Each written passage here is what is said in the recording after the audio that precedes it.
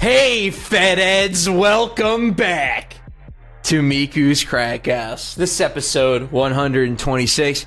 I'm your host, as always, Sam Kingma. Joining me is my best friend and co-host, Myles J. Myles, we're here, dude. We talked about it a couple weeks ago, and we're here to talk about it again. It's fucking Get Ed, everybody's favorite JetX original series. Myles, what the fuck did you do this week, dude? What the fuck did you do? So I actually had a pretty eventful week. So I want to get like the most Crackhouse core content out of the way, because that way the episode can go off the rails as fast as humanly possible. Because I could talk about a lot of good normal things, but the moment I start talking about Get Ed, the episode's over. The episode's done. I don't mean to like get too meta about our episodes, but I will, because I'm the self-indulgent asshole. I'm also just gonna quickly, turn down the mic so I'm not peeking too much. But the moment that you said, "Hi, I'm an ad" in the Booty Smile episode, it was over. That was the best episode we've ever done, probably still. And so we have to get the bullshit in as fast as possible. So I got called out last week by Unbound Soul in the Discord, who said, "Myles, you went from talking about how you scrub talk in the first couple hours to saying, yeah, no, you only played 2 hours of fucking Bomb Rush Cyberpunk, and you said it sucked." And I was like, you know what, you're right. I deserve that fucking call out. I shouldn't be making fun of shit that I haven't fully experienced. I did this with Bug Fables, even though that was completely uncalled for, because I'm sure that game's lovely. I've done it with something else on the show. You've done it with a lot of shit, dude. I have, and I realize, like, that's a shitty habit. That's a really bad habit to get into. So, you know what? I can mock Get Ed all I want, but until you've walked through the Get Ed desert, the Get Ed desert, you cannot say how truly hot the Get Ed desert is. And so I finally got down and got Ed. Let's just get this out of the bat. I described Get Ed's theme song as penis music. Yes. And after watching the show, I would describe Get Ed as penis television. I can't properly explain. I think we really need to break down what penis music is, because Julian called Vocaloid penis music, and that's not what it is. It is not just music that you don't like the sound of, right? Penis music is a very specific genre of music that uses, like, really terrible, like, stock instrumentation that they use constantly throughout the show, which is why Mega Man X3's soundtrack is penis music, because it uses one sound font. That's it. Well, not and sound also, font, but like one loops sample. are very repetitive too, which I also think is important to penis music. Where it's got to be like a very short, like 2 to 8 second loop. Yeah, the loop music has to be really obvious, like the Xana theme. The Xana theme is penis music. And it just continues on like that. It only just occurred to me that is a more actionized version of the motif. No, no, no, no, no, no, no. From that show as well. Get Ed is penis television because there isn't a single good shot in the whole show, and it's hard to explain without watching it. But everyone moves too fast. Like, it's the most over-animated show I've ever seen, but it's stiff at the same time. Like, there's no in-between frames for anyone. So, like, people are just like, we have to go and make this delivery. I feel like... Hang on. Like, just stuff like that. I feel like that was very of the era for the 3D animation at the time, because didn't like Fanboy and Chum Chum kind of animate like that too? And didn't that, like, that fucking show where they're fucking villains... It's like League of Super Evil. Yeah. Thank you. It's kind of animated like that too. Fanboy and Chum Chum was that always felt a little more intentional, I think. And I've seen enough Fanboy and Chum Chum to say this, unfortunately. I watched a lot of Fanboy and Chum Chum just because I watched a lot of Nicktoons Network, and that used to be on at like 5 in the morning. You wouldn't just go to Cartoon Network at that point? You just choose Fanboy and Chum Chum? There was something comfy about the 5 a.m. programming. Like, After they showed Ren and Stimpy, which was uncomfortable, like, you got that cozy, like, Edgar and Ellen, Ricky Sprocket, like, it's on television, but, like, the best it's on television because you'd never see it anywhere else. For a good reason. But yeah, like that was the prime time, and then sometimes in the mornings, like before school, there'd be an episode of Fanboy and Chum Chum when they like really started their broadcast schedule. Like okay, these are the shows we actually want people looking at, believe it or not. But that one always felt a little more intentional. League of Super Evil felt very intentional. This show feels like a mistake, and so when I'm listening to the show and there's a character named... Okay, so let's go over our cast, okay? Yeah, please. Because no one has a good name, except for Ed. There's Ed, which is, ironically enough, he's the least normal character in, like, a narrative sense. Like, he's exceptional, he's the chosen one kind of character. But he's the only one with a normal name, because then there's Burn. Not Burns. Burn. Yeah. Deets. Deets, like details. Give me the deets. Loogie, who is great. Loogie's great. One of the most annoying characters ever, but like charmingly so. And his design is so terrible. Like sticking your finger with saliva on it in someone's ear. That kind of Loogie. Well, a Loogie's like. Like that's what a loogie is. What you're thinking of is that? No, that's a wet willy. What you're thinking of is a wet willy. Thank you. Loogie is when you go like spit, snot, and spit. Just a horribly unappealing name for a horribly unappealing character. Probably my favorite character in the show. And Fizz. And they're all trained up by Old School with a K. Old School?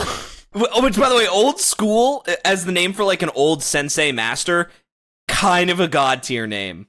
That's, they do that in Barbenheimer Cyberpunk. If you played the game, you would know that one of the characters is, because there's a group called the Old Heads, and they basically are the judges whenever there's a turf war.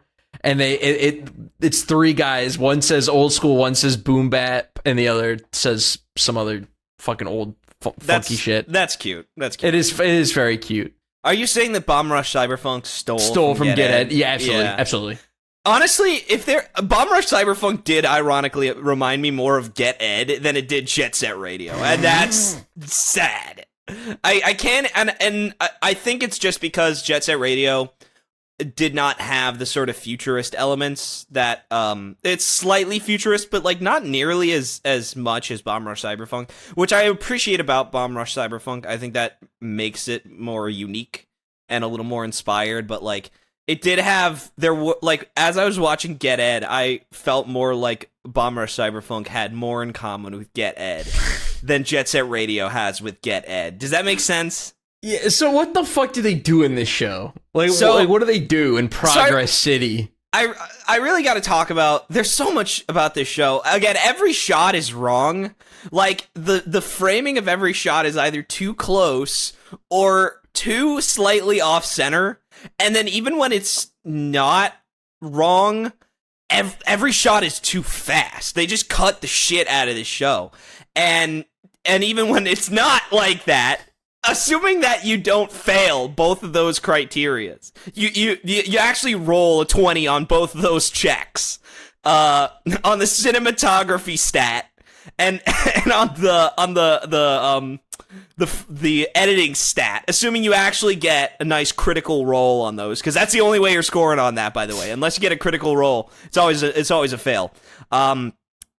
Then the animation ruins it. The characters shake their heads so much their headphones come right off and shit like that. Like every character moves like they move like alpha footage of a video game.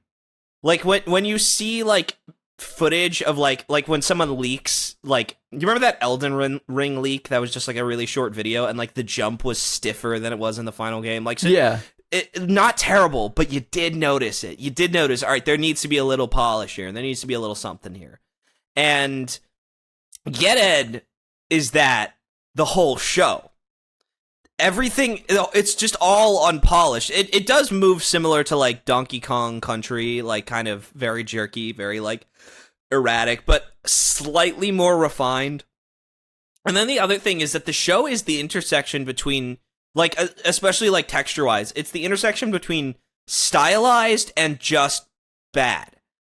I can't explain this very well, but like cell shading, right? You look at something like Killer 7 or Wind Waker. The cell shading's really obvious. Like, you're like, that's the art style. And then when there's just like city shots and just landscape shots, you think, okay, this is just the style, kind of like nice flat shading, you know, simple kind of vibrant color schemes. And then you look at the people. And then you look at the people in the show and you wonder to yourself, is it just bad textures? Is it just flat, really lifeless, listless textures with you're saying skin? Get Ed needs to tighten up the graphics, is what you're telling me? I think that they need to turn RTX on and Get Ed, is what I think. I think that Get Ed needs to get ray tracing. Yeah, they need to turn on that ray tracing, need some DLSS, like just get a little something in there to make it look rather intentional. Get Ed though, as it's on media, because we've gone over several times the difference between media you're engaged with and it's on media, and this is so unique to television. Television's probably the only medium where you might be forced to experience something because it is a barrier to entry to the thing you actually want. Okay, well, shit, it's 7:30. I have nothing else to do, and at 8 o'clock, you know, the new Last Airbender's on. I guess I'll watch Penguins of Madagascar. You know, like that's just how it is. Like, so, and it was funny because this JetX thing was clearly like recorded while it was airing. Like, so you would have the down chyrons from Toon Disney, like Return to Neverland airing at 9 p.m. on Monday. You know, like at one point they said Pokemon Forever is airing after this, and I was I would watch that, but that's how you end up watching Get Ed. You're like, well, I don't want to switch the channels. I don't want to miss Pokemon. I don't want to miss Pokemon, so I guess I gotta Get Ed, you know? Yeah, so I gotta Get Ed. And so, Get Ed, though, as far as it's on media goes, is not bad. But I would say that I think the word mid was first said in the presence of Get Ed. I think that was the first. Think mid did not exist before Get Ed? Yeah, there was an 8-year-old who was like, "This show is mid," and everyone else was like who's at the daycare was like, "What does that mean?" And he goes, "Oh, okay, little before your time, but your kids are gonna love it." And that was the end of that. The mid, someone who ended up stomping on, someone who ended up stomping on /A heard that kid in the daycare, and he was like, that's a good phrase. I'm gonna throw that at fucking time I reincarnated as a slime, and it's off to the races. So, Get Ed, though, actually does have the rare successful example of, like, a myth arc that they actually get through at a relatively quick clip, and it's not a bunch of bullshit filler. Like fucking Code Lyoko, where there's one season and one episode a season that feels like, this is why I'm here. Oh, yeah, like in the first season, how there's maybe like 2 good episodes in the first season of Code but not only that, 2 good episodes of consequence. Like when Jim, the gym teacher, like figures out what Lyoko is. Oh, that's an awesome 2-parter, man. That's awesome. An incredible 2-parter. It's the only like non 3 out of 10 episode. The episode with the fake Jeremy is also fucking fire too. That one's really good. Yeah, and that's also season 1, right? Yeah. Okay. Yeah. No. So there's a couple heaters in season 1, but either way, it's just terrible. But Get Ed is like a pretty consistent 4 or 5, which sounds terrible, but like I have to remember how much I was fucking beating down on Get Ed. So like this is high fucking praise, man. This is high fucking praise for Get Ed, because the first couple episodes are episodic, and Mr. Bedlam doesn't know about Ed. He's not fucking concerned at all about Ed. He doesn't care. Like, he's just like, I have evil schemes, and they involve these fucking packages. He's basically like a mule, and he just wants to steal the cargo. And And the drop jockeys got to get the cargo. They got to pick it up and get it ready on time. The DJs? Are they referred to as DJs in the show? They're not. They're called drop jockeys, which is a missed opportunity to call them DJs. And by the way, there is a Professor K type like Greek chorus character, who and she's clearly a reference to the Warriors because it's like the same voice. She's doing the exact same voice as the Warriors lady, but like there's like this terrible, like awful fast shot of them, like a camera just fucking. It's like the Lakitu is on crack, just fucking zooming. Can you imagine like the intro to Mario 64, but instead of the elegant like whoosh under the bridge and all that, the Lakitu is like fucking spazzing around the sky, like going everywhere. The camera's just jittering. When Mario comes out of the pipe, he just barely catches the shot. Like that's this camera is just fucking swerving through it. It looks like a fucking chase scene with no one behind them in first person. It honestly, it looks like how a chase scene would go in first person. Like how unexciting that actually looks. And so it's just like this recycled footage of like the same few buildings that they just like pass through. And she'll just read like her snarky little Greek chorus thing, you know, about like, so first of all, they say that Dojo Deliveries is the best, but then when they bring up the fucking Dojo rankings, they're like, they're ranked number 26th in the drop jockey, you know, tier list or whatever. And it's just like, 26 isn't the best. I play Link in Smash Ultimate. I'm pretty sure he's the 26th best character. Like, that's fucking B- tier. Like, you have to understand. I think, yeah, like somewhere in the like 30, the range of like 30th best character. Like that's awesome. Yeah, this Link player is number 30 on the tier list. He's the best. Like, it's so stupid. It's such a stupid, pointless oversight that I noticed. But so they got to do their packages, and they get accosted by rival drop jockeys like the clowns, who only ever steal packages. They never just do their job. Like they never. Wait, just so do how are they in the ranking? In the rankings? Clowns? Yeah. Well, I don't know. They don't care. They're just like generic cartoon villains. There's the Roboxes, who are just like cardboard box robots. They look like the rock monsters from My Life as a Teenage Robot a little bit, or like Blocky from Chalk Zone. If you remember him, whatever his name is. I didn't watch Chalk Zone. You didn't watch the episode I didn't like Cock Zone very much. You didn't watch the episode where Snap asks for a Fuda girlfriend? You didn't watch that one? Asks Rudy to draw a girl dick on her? You didn't watch that one? No, I didn't. I didn't watch that. Snap gets snapped. You didn't watch that episode? No, unfortunately. Wait, well, look, you're not simping for Lady D. You can listen to a recap of it though in season 1 of Crackhouse, but in season 1, like episode 68 or something like that. I think that's the Cookie Run episode. No, that was I was living in the other apartment by then. I think. Anyways, but yeah, so like there's all these rival gangs, and they don't actually deliver their own packages. They just steal other people's cargo. Like, it's like really bizarre. Like, I mean, again, like everyone's like, yeah, Death Stranding, how very, you know, like that's insane. Like that people would just steal cargo. It's like, well, you seen Get Ed? Apparently it happens. Apparently it's pretty fucking common. Did Kojima get inspired by Get Ed? If Kojima released a tweet in his style that said, "What was a fan of Get Ed," all caps, and there's just like four pictures. He said, "I like the idea of a futuristic city of progress, especially one that is run by nihilist bad guy who wants end of world. This was a clear inspiration for Higgs." Like, and it's just, you know, like 4 screenshots of Get Ed, like side by side of Mr. Bedlam and Higgs, like just classic, like Hideo Kojima tweet language. I would not be fucking surprised. I would not be even remotely surprised. First couple episodes, Mr. Bedlam doesn't care. He just tries to steal like valuable cargo that'll help him with his plans, and then eventually he's like, this one Ed guy just keeps fucking up my plans. I need to get Ed. And that's the thing, he starts wanting to do research on him, and when he realizes that he has, like, special alien DNA, the plot becomes about getting Ed.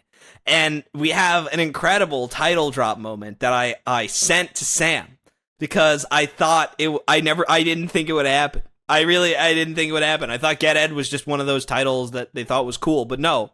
The premise is about getting Ed. And so he said, and then I will get Ed. And it is the perfect... Get down! You're running on time! Yeah, that is the perfect delivery of the phrase get Ed. Like, that's the best possible title drop. And then at some point there, it's just off to the fucking races that everyone's just saying get Ed. Like, people being like, hey, you trying to get Ed?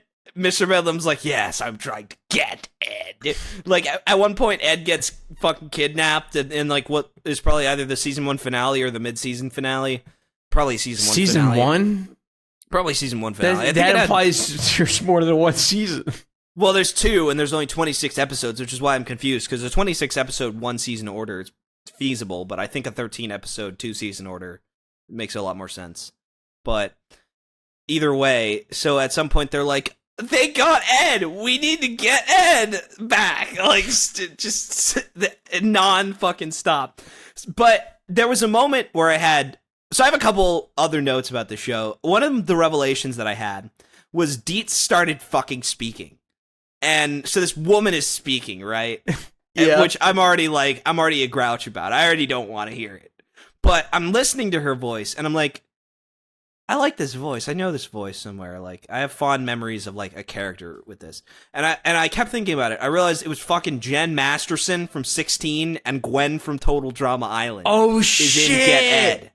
Is in Get Ed as Dietz. Oh, and my fucking God. This bitch can't act, by the way. She has the fucking... I realized her line delivery as Gwen, as Jen Masterson, and as Dietz is fucking identical. It's always the same. Yeah, she just plays herself. It's like Anya Taylor-Joy. She just plays herself.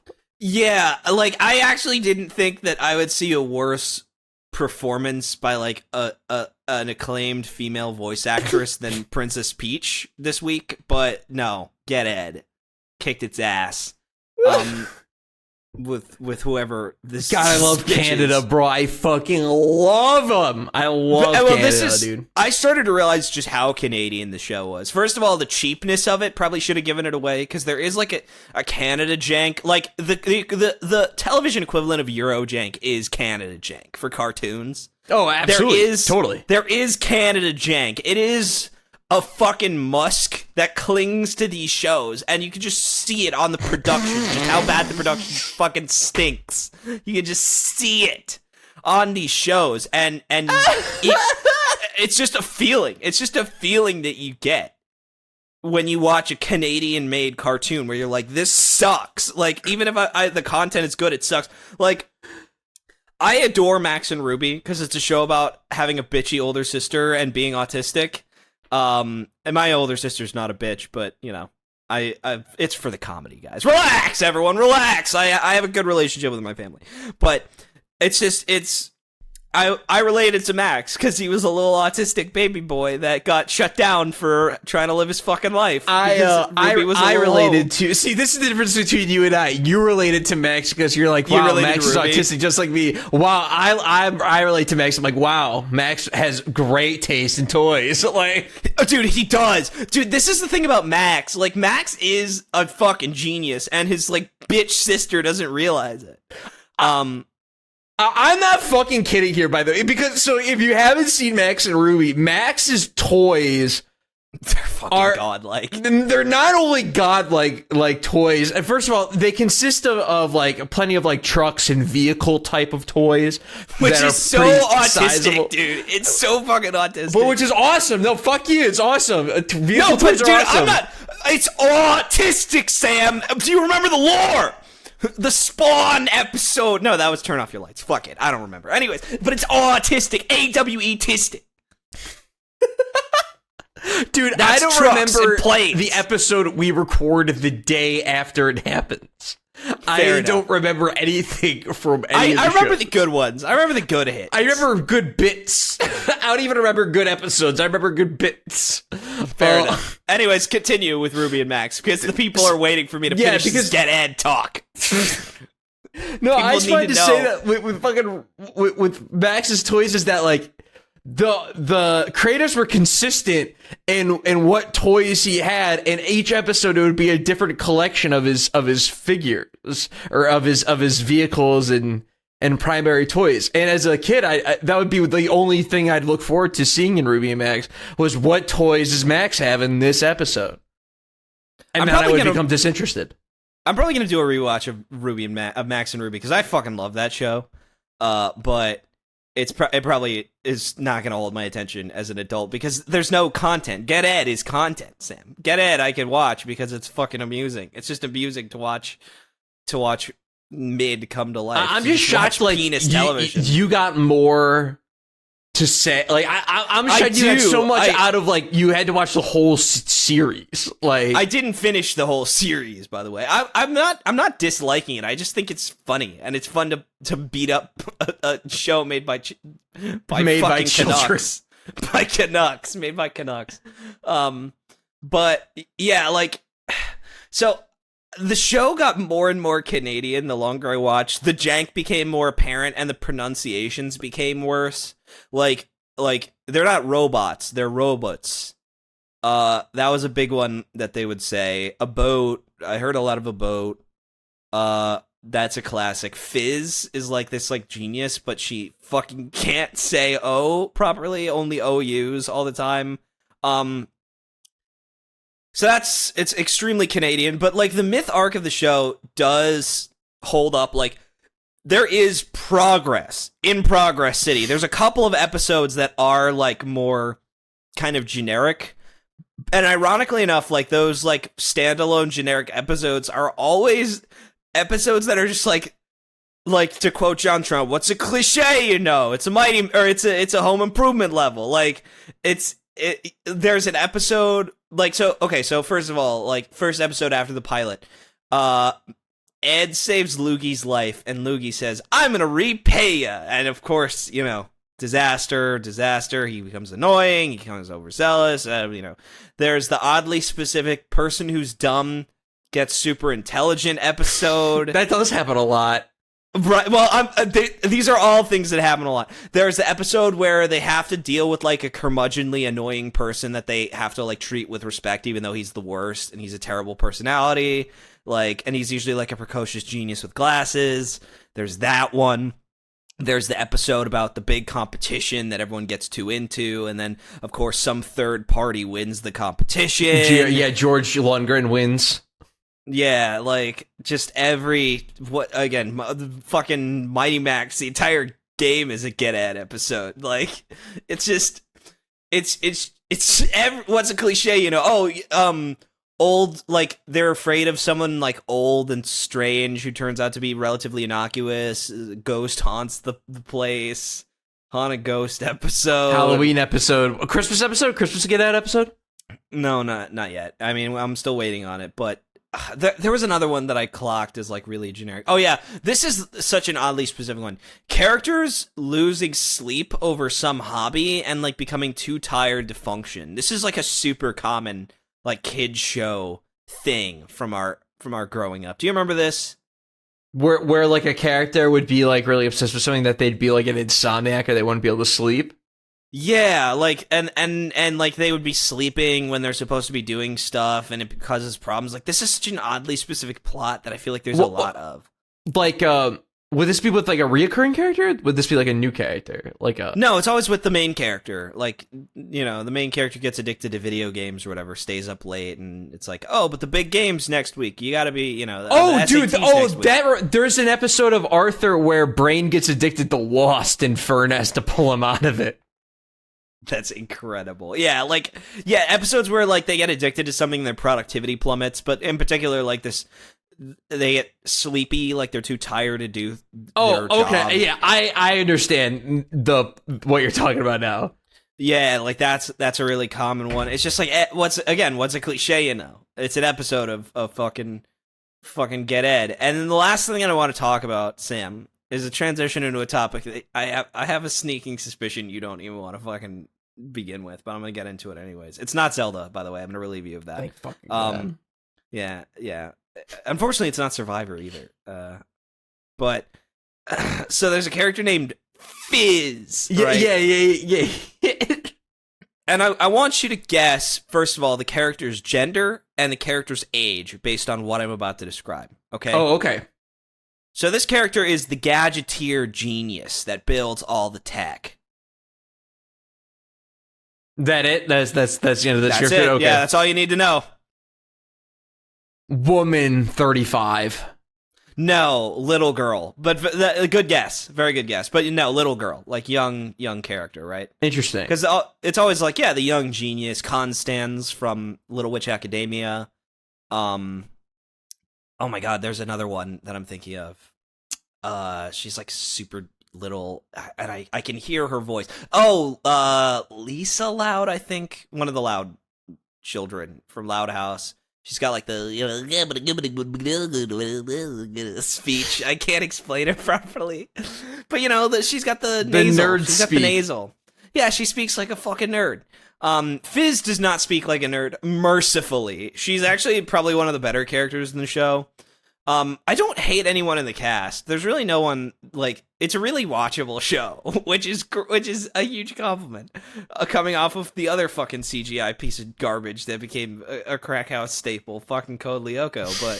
But, dude, no, you cannot tell me that Get Ed is better than Code Lyoko. It's not, but it's more like, it's more consistently good. Closer Code than you Lyoko. think. Code Lyoko is good in fits and starts, and then heinous at its worst. Like, Get Ed at its worst is not very interesting, and at its best is solid and watchable. Like, again, fluctuates between 4 and 5. It never climbs higher, but that's okay. Because there's only 26 episodes, and it goes by quick when you're trying to fall asleep, and somehow it's keeping you up anyways. Just like a cartoon episode of a generic piece of shit Mighty Max show. But I was joking around. Because I was thinking back to a conversation I had with a friend of mine. We were talking about Billy Hatcher. Hell yeah. And I said, I think you could do a good Billy Hatcher impression. Just like out of pocket, just, because she likes doing impressions. And I was like, you could do a good Billy Hatcher impression. That's kind of how he sounds. Yeah. And she said, oh yeah, because Billy Hatcher's a shota. I could probably do a good Billy Hatcher voice. And that was one of those moments where I felt like I got shot in the face. Like, I have these moments every now and then where when I learned that Dora the Explorer teaches English in other countries, that was one of those moments where, like, I was just like, you can't do this to me. My life is not the same What the fuck? Yeah, like after hearing that, my life is different now, and it's subtly different, but like, you forever planted a worm in my brain, and it's just gonna eat at synapses that normally were dormant, and now they're just forever active. And so the revelation that Billy Hatcher is a shota has ruined my life, but it's also made me ask the genuine question: are all these little kid characters lolly shotas, or is there a difference? Because I couldn't argue with the idea that Billy Hatcher is a shota, but Fizz is just a kid. I came to this fucking conclusion after minutes of study. Fizz is a child. Yeah, Fizz is a child. You look at Fizz and you're like, that's not a fucking lolly. You look at Billy Hatcher and you're like, I can see that. That's a shota. That's a fucked up looking kid. Well, no, but it's a fucking kid either way. It's a child. It is a child. Like, and I just got really fascinated with this idea. I got fucking fascinated with this idea of the American shota or the American lolly, because Billy Hatcher is not American. So, easy shota. Easiest shota of my life. And I was thinking, like, Drifting Classroom, those aren't shotas. No, those are kids, yeah. Those are kids. There is a difference. And you can feel it now that I'm bringing this up, that there is a difference. And you can, it's like the pornography argument. I know it when I see it. You look at Genshin Impact characters like Klee or Paimon, that's a fucking lolly. Yeah. Right? Meanwhile, you look at, like, Eli from Metal Gear Solid 5, child. Easiest child of my life, even. Fucking freest call. Fucking the ref called it, child. And I just got really, like, fascinated with this idea of, like, the American lolly. Do they exist? Are there any? Or are all American cartoon characters children. And I came to the conclusion that no, there is a hidden evil in cartoons. There's a hidden evil in cartoons where someone on the production, whether they knew it or not, made something different than a child. They made a fucking lolly. And whether or not they realize it, it's out in the world now. It's out in the fucking world, Sam. And Fizz, graciously, not a lolly. Yeah. Not from the pic I just saw from... No. And not from any pic you'd see of her, frankly. That's just a kid. But, like, for some reason, I just became fucking obsessed with the difference. You wanted to figure it out. You could feel the difference. Yeah, after minutes of study, I just decided, what is the difference? Because, again, the pornography, I know it when I see it. You can feel, like, there are times when you're watching something and you know, like, the sexual content is a fetish, even if it's not blatant, even if it's not obvious, especially if the medium itself is not, like, it's like a kid's show. Yeah, like Totally Spies. Totally Spies, yeah. Total Drama Island, like, there are differences between the comedy and the fetishes in Total Drama Island, and you can tell, you can feel it. And here's the thing, this needs more conclusive study. I need to go back through my childhood. Yeah, like what characters do you think would even potentially quantify as a lie? That's the thing, because I can't really think of any for you. I know that they exist. It's really tough. It's genuinely really tough because the rules of what a lolly is are very, very specific. It's a character whose design sort of betrays their intellect or age in some way, right? So they're either like kind of like more childish than they would be at that age, or like a little more innocent, a little more like playful. Because lollies are never like shitty, right? Children suck. Like there's never been a lolly that's also like a fucking like horrible bully. Yeah. You know? Like lollies are always like very innocent and very like cutesy, annoying kind of character archetypes, but there's not like a really shitty person who's also a lolly per se. And then the other one is obviously the really 700 years old, like super intelligent, like Sothis or Beatrice from ReZero? Yeah. Betsuni girl. Yeah. Where they're just like way more mature and older and sullen than a kid would be. And there's not like really any of those in kids shows, because kids shows are usually aiming for like the kind of teenage years, and also like children in kids shows tend to be a little more like bratty and mean and shitty to each other. But somewhere in the world, there's an American lolly. And I think I know who it is, Sam. It's Madeline.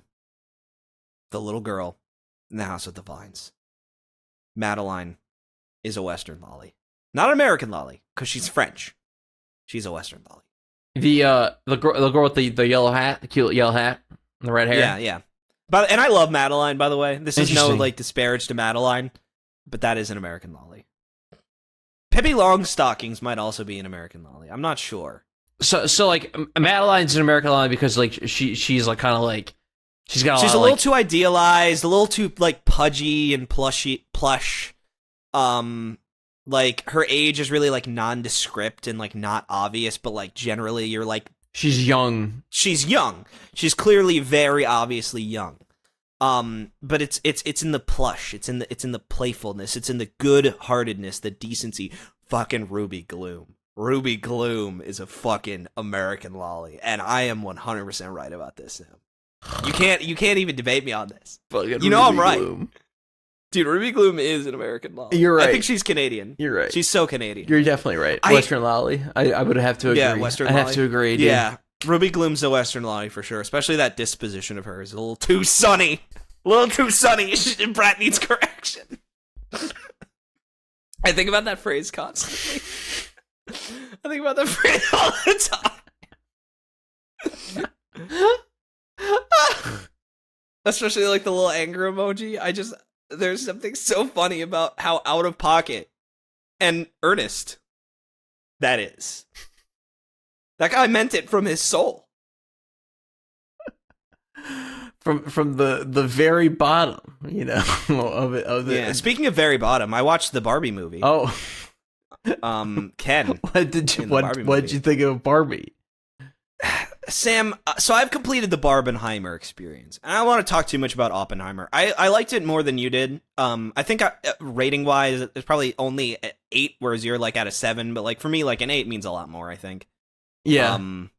Because I don't like movies. I hate them. I hate them. They suck. I can't think of like that many like 10. Like for me, like 10 movies. Like there's a lot of movies I love, but like nothing I would ever give like a 10 that I feel really strongly about. Like Baby Driver, Mad Max Fury Road. That's a good choice. That's a really good choice. I mean, like Reservoir I would give Baby Driver Dogs. 12 Angry Men is probably a 10 for me. Schindler's List, but that's on record. Like that's the least interesting opinion on God's green earth, frankly. Like Godfather, like that's kind of just a generic, like, yeah, whatever. Here, yeah, Godfather, sure. So that's a great film as well, but like I don't even like have a real love for that movie enough to like really start pounding the pedestal over how much of a 10 it is. Yeah. Whereas like I think for games we feel pretty strongly about certain games being 10s, and we'll start pounding the pedestal over those. But like Oppenheimer to me, like really solid 8. I had a couple problems with it, but like I really, especially the second act is like fucking perfect. It kind of goes downhill when that bomb drops and it sucks. But like I'm glad you agreed with me at least. Well, that's the thing. I was prepared for it to be underwhelming because everyone said it was, and I was still disappointed. And it's kind of amazing that a movie about building a nuclear bomb is great in every way except for the part where the bomb goes off, because it's underwhelming. I wouldn't even say it's bad, it's just not good enough. Yeah. Like, it's bizarre. It's really bizarre that they didn't jazz the shit out of it or try and save it in editing when they realized it just was too tiny. It comes from like, because it's like, yeah, but it was all done practically, and I'm like, yeah, and it doesn't sell the make believe of it, so it's not working right now. Like, yeah, like it didn't work for me. Like, A lot of people say it did work for them, and I don't. I think the issue is it's let down by just like the decision to have so much silence for so long, and also just to use the same shots constantly. Like, if it was going to be that tiny, I think that they needed to do it a little more artsy, a little more like, montage, because that whole movie is also very like cerebral in terms of like the viewpoint of J. Robert Oppenheimer, like the kind of visions and flashbacks he adds. Like that would have been a good time to kind of really go into that character's headspace and kind of go nuts, but wasn't strong enough. But I mean, yeah, I like the rest of the movie. But then Barbie. I go to see Barbie, and I don't think I've ever had no feelings for a film in my entire life. I didn't laugh once, but I didn't think it was not funny. I didn't think like the social commentary was very good, but I wasn't mad about it. I thought it was a little too overstuffed, like just way too many like concepts and themes, but like I also understood why it was as like a corporate product with like a very problematic history helmed by two very, kind of eccentric and destructive, so to speak, like disruptive, not destructive filmmakers. Like I truly, have you ever experienced a work of art where there was literally no feelings? Yeah, a couple actually. A few. Do you remember what they are? Yeah, let's see. The Flash from this year. You saw that shit? You're the only man alive who has seen The Flash. Well, you know how you said you actually mentioned something earlier that reminded me of how I got to The Flash, of you being you shackled yourself into a situation and you got forced into watching it, how you want to watch the fucking Teen Titans Go to Tokyo at fucking 8 p.m. but you gotta suffer through fucking Cow and Chicken rerun at 7:30 for whatever fucking reason. And it's like, oh well, exactly. It's like, well, I basically told my good buddy Bryce, shout out. Thanks for listening, buddy. I didn't want to go to Guardians of the Galaxy Volume 3 with him, and I felt really bad that I'd have to turn him down again, and I'm like, well, fuck. So I guess I'll go to Flash. And that movie sucks. See, but movie sucks. you would have been so much better off seeing Guardians 3 because yes, I know I fucked up. I know I fucked up. Okay, guys, I fucked up. I know. It's still a James Gunn film. Like it's at least gonna have a good script. It's probably gonna have a couple laughs. Like I just don't fucking want to do the Marvel shit anymore. I also, by the way, felt kind of similarly when I finished Multiverse of Madness, kind of, where I was just like, yeah, that was another one. I'm done. That one kind of hurt because Sam Raimi. Yeah, like he's your boy and really stuff. So to me. So yeah, Raimi's my boy, and like he didn't get to, either he didn't want to step it up enough, or he didn't get to step it up enough. But like third act, when he really gets to do his thing, is pretty fun, and that's not enough of it. Yeah. I saw a trailer for The Marvels, and I literally was like, I didn't know they were making this movie. It's coming out in 2 months. I didn't know they were making it. Yeah, and it's so like 3 women. 2 of them are excessively competent. One of them is probably still more competent than everyone else in the room. And I'm just like, again, didn't we just do this with fucking Black Panther? We're like, I'm sorry, but like, I'm so done with all these Marvel movies being about people who are just good at it already. Like, it's fucking awful. It fucking sucks. Watching people who are the best at something be the best at something. That's okay in Get Ed when it's 22 minutes long. And even then, Ed makes a fucking critical mistake and has to learn a lesson that's like really forced and limp-wristed and stupid. Like, that's so inoffensive. I didn't spend fucking $30 for Get Ed. I didn't have to shell the fuck out for Get Ed, Sam. No, you did it. And also these movies just don't look very good nowadays. Like most of these movies, that just the budgets are no longer there, or the movies are just being kind of rushed due to just the fact that so much of this stuff is being made, and they need to keep pace and schedule. And I also think it's the CG. Like they order way too many like redos on CG to like kind of fix scenes that aren't working. And I mean, and then the movies look like Get Ed. I mean, like, it's the best I can say. Yeah, because, like, Thor Love and Thunder is not a part of the list of this, because I walked out of Thor Love and Thunder and I was actively pissed off, and still am actively pissed off that I watched that movie. That movie's really bad. It's actually heinous. It actually offends me how awful that movie is.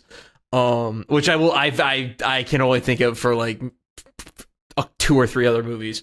Let's see. There's a movie with Charlize Theron where she is a mom who isn't taking care of her kid and is a fucking psychopath and is hallucinating a version of her younger self. Like, oh yeah, I know this one. She's got the little rainbow heart sticker. Yeah, this movie sucks dick. Yeah. That movie's awful. Yeah, I saw that one. That was a Movie Pass era flick for me. There's a couple of these movies that I can't really explain properly, but like they just kind of happen to you. Yeah, it's Searching. Like, do you ever see the movie Searching? It's about No. It's one of those like it's all on the computer screen type beat movie. Like that's like Unfriended. Yeah, so it's a guy, he's searching for his like high school like daughter. She's like missing, and he's like trying to figure out like what happened to her. And this is like a thriller. Yeah, it's right? like a thriller. This made a lot of like buzz. Yeah, like people were really about this movie. Yeah, that was a movie that I wanted to see because I just like that gimmick. And unlike Unfriended, it's not a fucking stupid horror movie, so like I'm not turned off from it from that aspect. But that movie is like, you watch it and you're like, this is okay, like this is fine, and then you move on with your day. I find there's a lot of movies that people like really latch on to, and you're like, this? Like, I feel this way with games to a certain extent, like sometimes, but like movies I think are way more like common. Sorry. What are some of the films that people commonly latch onto that you just don't get? Well, that's the thing. Like, and it's not even like, again, with like games, when I feel this way about games, like it's usually kind of a game whose appeal like I understand. It's just I'm just like, this isn't like I feel this way a lot with certain like when people were really big into Assassin's Creed, like even in that kind of early like era, I was like, really, this is like okay, I guess. Like and obviously I think 2 is a big exception, but But I still understand like the appeal, like the parkour and stuff like that. But then there's all these movies where I'm like, wow, this one, huh? Like there's like 10 other movies that are just like this. This one, huh? I guess that's the other thing with Assassin's Creed. Like that was a watershed moment. There weren't a ton of games like it. Really. Yeah, it's kind of the same thing with Marvel that they did, just fucking oversaturated themselves with AC. Yeah, I mean, but even then, when I was growing up, I wasn't too crazy about that game, but I get the appeal of it. Like, one that was really big movie-wise was Megan is Missing, where, like... The Assassin's Creed comparison is, like, that movie was, like, a big deal, or that game was a big deal, like, when it came out, and it kind of remains well-liked. Megan is Missing was this, like, forgotten, lame-ass movie that got really popular because, like, TikTok children found it and they were like, this is so scary. Oh shit. Trafficking is so scary. Dude, no way, bro. No way, dude. I can't believe I did not know about. So here's the I know about Megan is Missing because your movie sucks. Great fucking video review about Megan's Missing. Megan's Missing, by the way, not a fucking watchable film. That's not like that film looks unfucking watchable. Like to sit someone down and watch it for because it's like 2 hours, right? It's pretty fucking long. That's torturous to someone. Cause it's young girls fucking around for like 95% of the movie and then they get kidnapped and that's it. Yeah, and like this premise has been done in ARGs 100 million times, and you get out of there faster and you pay less to experience it, and it sucks less. Well, I mean, any ARG is going to suck at some point. All but, like, ARGs either way, suck. They're all bad. Name There's a couple one that are good one. 2 hours 32 minutes. That's a good one. That's a great one actually. But it also like has almost no plot, which it's basically just like a filmmaker who uses practical effects to like create a bunch of spooky visuals, and it has like the loosest plot, so you can't screw up. You can't fuck it up. It's just good shots. It's a show with a bunch of good shots, and that's it. I like Gemini Home Entertainment because it is off to the races right away, and it's not shit, and it's also kind of ambitious, and it's not about ghosts or sex trafficking. What's fucking Gemini Home Entertainment about?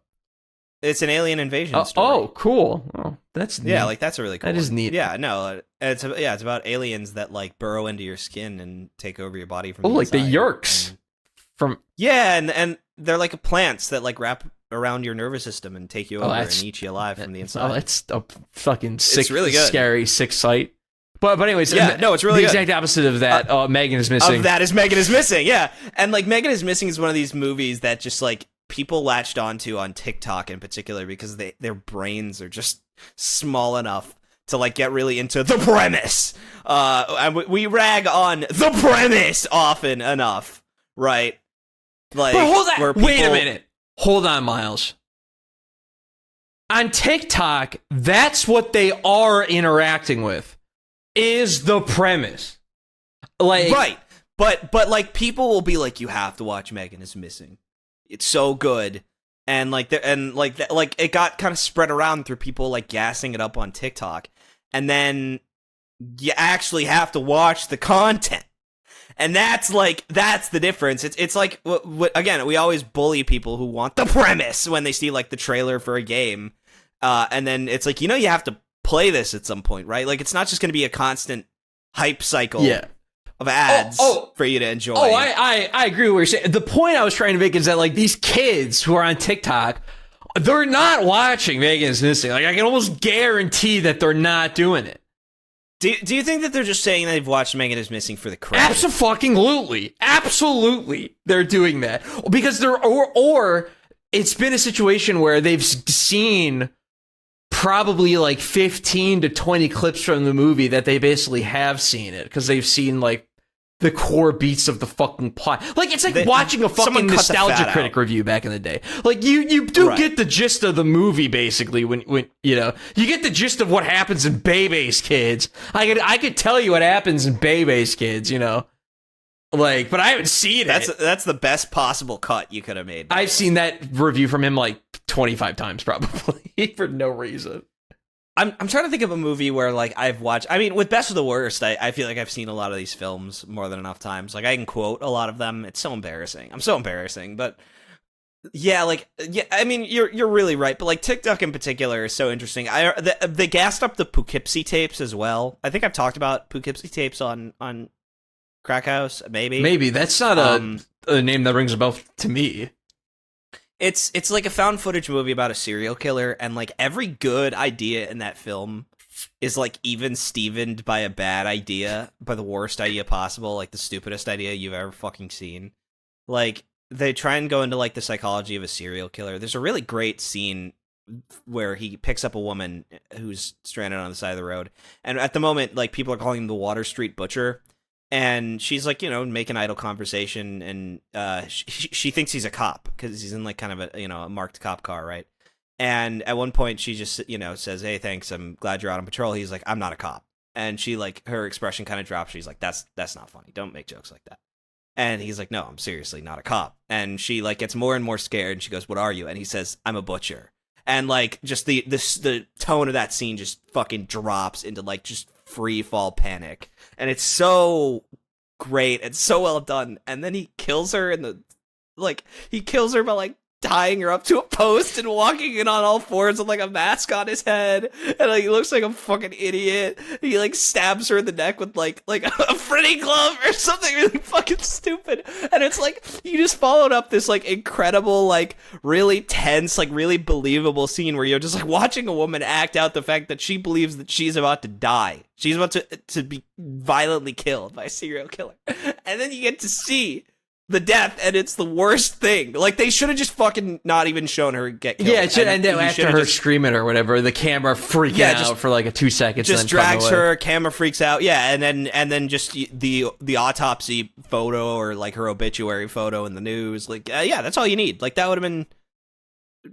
It probably would have been slightly underwhelming, but like that's classy. That's classy, and it's better than him pulling out a Freddy glove and killing her. And he like does all his murders while dressed as like a plague doctor. Just like it's just like every possible idea. He's looking so like fucking Plague Knight. Yeah, like, and he's like got like a skull. He like holds up a skull or something in like a photo. There's an incredible shot that I think is so great where he has this woman who he like kidnaps. And she's got, like, she's, like, so conditioned by abuse that, like, when they're trying to interview her, she's like, oh, what do you want me to say? I don't know what to say. Tell me what to say. Like, she's, like, so demure and scared. And then, I don't know how they did this effect shot. It's incredible. But she raises her arm from out of the frame, and she's got a fucking stump where her arm got cut off. And she has a phantom limb moment where she scratches her head with an arm that's not there. And no one addresses it, and then it just goes back out of frame, and like it's like so like, oh, that's really good, that was really well handled. And then it's immediately followed up by a scene where like the worst actor I've ever seen in my entire life is like, I think the scariest part is some of the tapes were missing. I wonder if those tapes were too disturbing even for him. And I was like, no, that's so dumb. What are you doing? Like, you're trying to plant the idea that like, oh, there's even scarier tapes than this out there. I'm like, the shit I saw on these tapes made me fucking laugh. Like, are you kidding? I want to see those tapes. Those are probably America's Funniest Home Videos tapes that he submitted. Maybe one of these days, one of these people will put out an ARG and it'll be about something fun. And not about it's a serial killer. I know there's the Cube, the Cube ARG. That wasn't scary. That was fun. No, there's a couple of good like fun ARGs, and obviously the high profile one, the Gravity Falls, Bill Cipher Hunt ARG, where you can find the Cipher statue in the woods. Like that's a fun one. There's a couple of good like fun ARGs. I Love Bees or like Beekeeper, the Halo 2 one. That's pretty. It's old school, yeah. Yeah, it's a very very classic good one. But no, I mean too many. The problem is that ARG people are like these like horror people who are like super fucking jazzed up about like these boring ass premises, and it's just like, when is someone just gonna make an ARG based in the Get Ed universe? you know, just something really like something just really different. Something really out there. Amusing. Yeah. Send Progress City. Oh, fucking dude. Jesus Christ, dude. Fucking get Ed, bro. Yeah, this is where we're at. Yeah, man. This is where we're at on the show. It really is. I played Prototype this week. The 2009 game, like the 2000, the 2009 game, the 2009 game Prototype from Radical Entertainment, I think is the studio name, published by Activision. Myles, this game's similar to the ARG you just mentioned. Every time this game does something really good, it does something that's really funny. Really fucking... What Poughkeepsie Tapes was a movie. Okay. Yeah, it had a slight ARG, like, alternate reality element, but it's a film, okay. It's a movie. But... No, it's not a movie. It's not a film, it's a movie. Films are different than movies, Sam. Yes, they are. That is right. Will games ever get that kind of distinction? Will we ever? We've made that distinction. So like I've argued like things like walking sims and stuff like I would call those interactive, like, you know, just interactive mediums or like interactive artworks, like depending on how pretentious you want to be. Whereas like I think a game is very intent, especially a video game is very intent on having game rules. Like the interactivity is, even if it's got art elements or like, you know, things like that, like the game element of it, the fail state and the challenge that you are set to overcome is the primary point of it, rather than kind of conveying an aesthetic or narrative focused thing through like a certain degree of like, there is interaction, but it does not have game rules. There are not game objectives. And so I think to an extent video games is like just a really perfect phrase for it. But like a lot of these walking sims, like if we don't want to be derogatory towards them, those are just like interactive entertainment.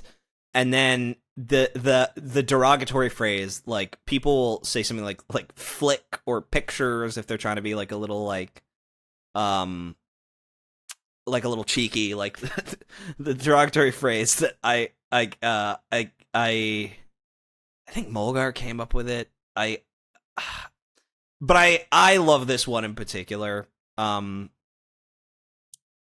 It was either Mulgar or a friend of mine named Tim, but entertainment software.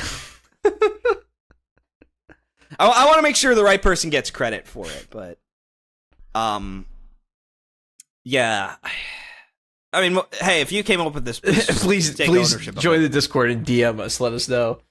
Yeah, let us know. You want to take credit for entertainment software? That is a pretty funny because phrase. Entertainment software is it's so dismissive, and it's so like, because it's not like computer games, where computer games is kind of like that's a regional thing, right? Yeah.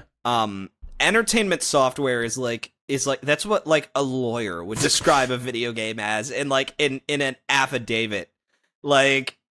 So it's great to call something like when you say something's a film, like there's prestige. Something's a movie, like yeah, that was great, that was entertaining. But when someone calls it like a motion picture, that's them being like, yeah, it's in the medium. It does function as the medium is known to. It's a motion picture in motion. It's a picture in motion. It is. Yeah. Computers, entertainment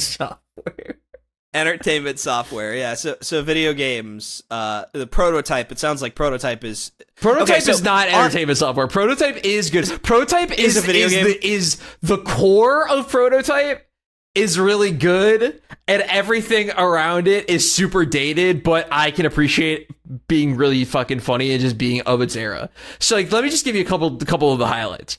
The story is extremely fucking edgy. Extremely edgy. Can I get a little like synopsis? Basically, COVID is hitting New York, and Alex Mercer, who by the way is referred to in one of the cutscenes as Dr. Alex Mercer, which I was like, no. No. How do you get a doctorate while also being an elite soldier? No. Well, so the I don't really know how Alex Mercer actually got his powers, to be honest. I just booted up the game and he could start throwing hands.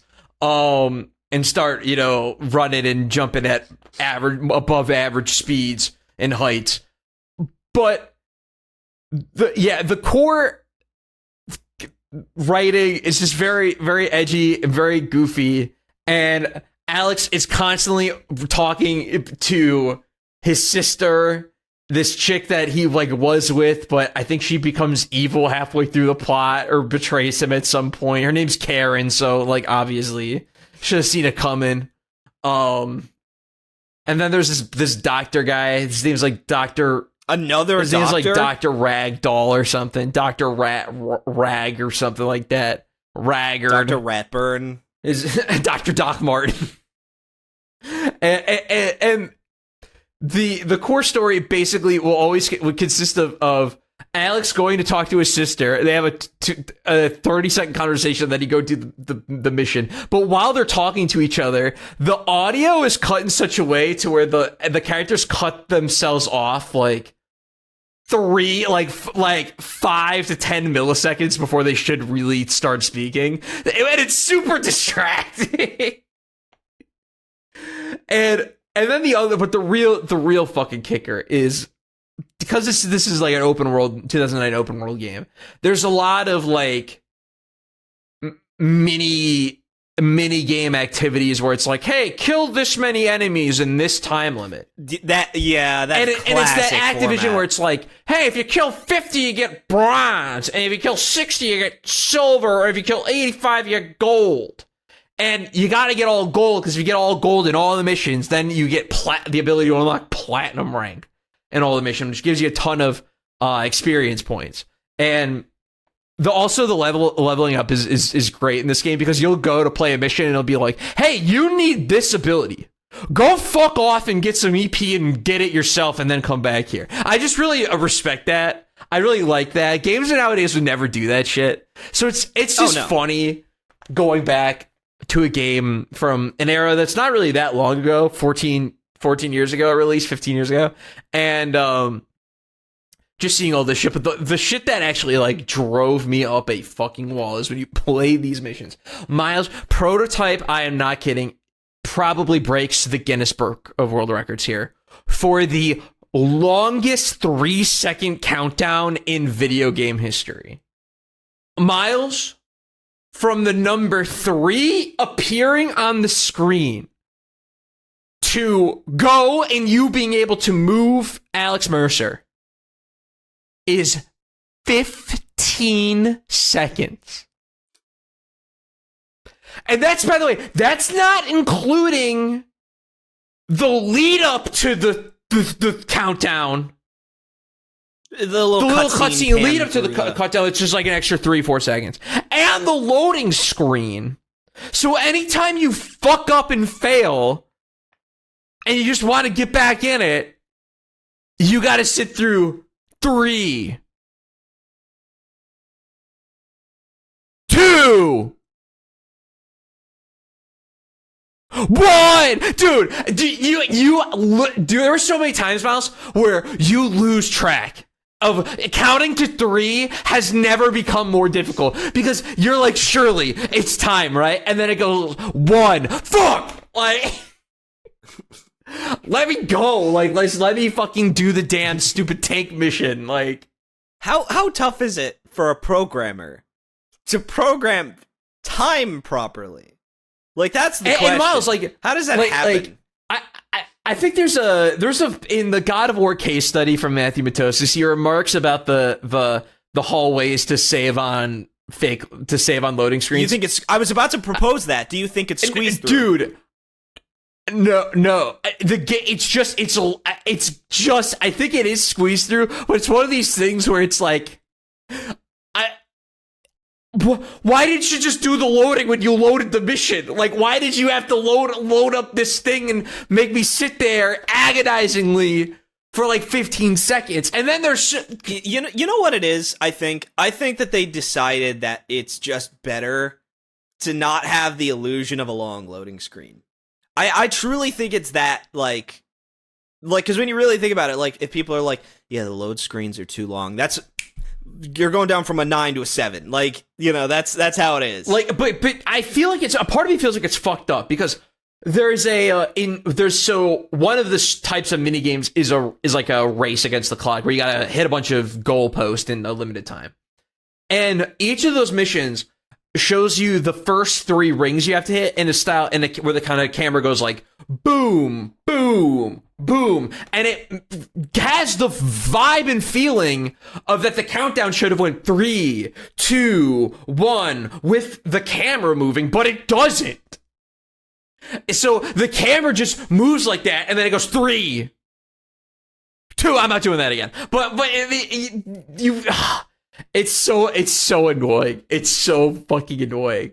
And then you just get the other just general Gen 7 like wackiness, which is, you know, a lock on can be a little wonky. Sometimes some of the mission objectives suck. Like there's like an arc in the game where it takes away all your powers for like 4 missions, and I'm like, this sucks. Why did you do this? Because I will say this, to Prototype's credit, the gunplay, hopping in a tank, hopping in a helicopter is fun as shit and feels like it's a meaningful part of the gameplay loop and not just tacked on shit. But like, don't take away my shit for 4 missions. You could do it for 2. Would have been fine. The first time you did it was fine, but this goes on for 4 missions.